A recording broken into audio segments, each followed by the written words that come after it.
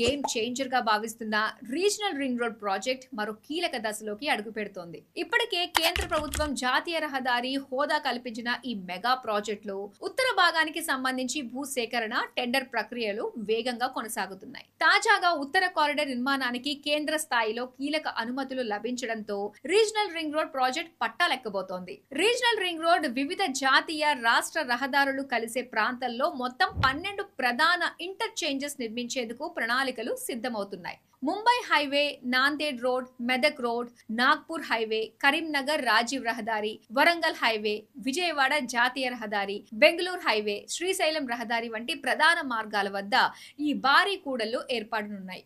ఈ ఇంటర్చేంజెస్ వద్ద వాహనాలు ట్రాఫిక్ సిగ్నల్స్ అవసరం లేకుండానే ఒక రహదారి నుంచి మరొక దానికి మారే అవకాశం ఉంటుంది. సర్వీస్ రోడ్లు, ఎలివేటెడ్ కారిడార్లు, క్లవర్ లీఫ్ ర్యాంపులతో కూడిన ఈ జంక్షన్లు భవిష్యత్ ట్రాఫిక్ అవసరాలను దృష్టిలో పెట్టుకుని అంతర్జాతీయ నిపుణులు డిజైన్ చేస్తున్నారు. ఉత్తర భాగం RRR నిర్మాణానికి సంబంధించి కేంద్ర ప్రభుత్వం PPPAC ఇటీవల ఆమోదం తెలిపింది. సుమారు 23,935 కోట్ల అంచనా వ్యయంతో హైబ్రిడ్ యాన్యుటీ మోడల్ ద్వారా ఈ ప్రాజెక్టును చేపట్టనున్నారు. భూసేకరణ కోసం రాష్ట్ర ప్రభుత్వం ఇప్పటికే తొలి విడతగా 527 కోట్లు NHAIకి విడుదల చేసింది. అదే సమయంలో ఉత్తర కారిడార్ నిర్మాణానికి సంబంధించి 9,362 కోట్ల విలువైన 2 ప్రధాన ప్యాకేజీలకు NHAI తాజా టెండర్లు ఆహ్వానించడం ప్రాజెక్ట్ పురోగతికి సంకేతంగా భావిస్తున్నారు.